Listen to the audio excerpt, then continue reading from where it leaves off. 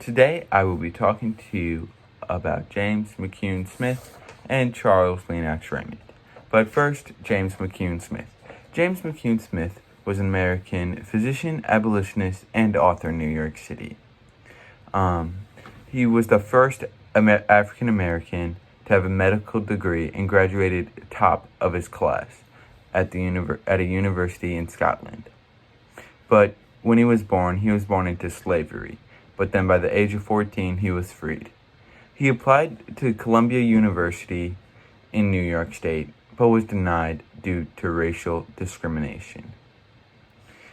He gave speeches around the world, and also wrote and published medical journals.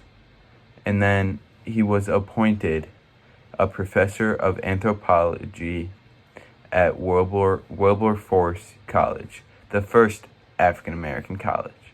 But then he couldn't take the position because he was ill and then died 2 years later.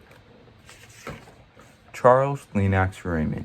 He was an American activist and abolitionist based in Massachusetts. He lectured against slavery in the Northeast and in the 1840s traveled the British Isles on a tour with William Lloyd Garrison.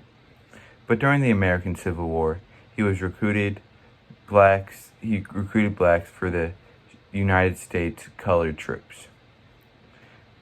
And he was chosen by the Anti-Slavery Society as one of their agents, leading the abolitionists to the World Anti-Slavery Convention in London.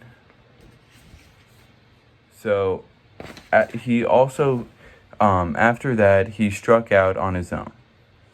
And then after the Civil War ended, he moved to Boston, where he worked as a clerk in the United States Costume House. And that is what you need to know about James McCune Smith and Charles Lennox Raymond.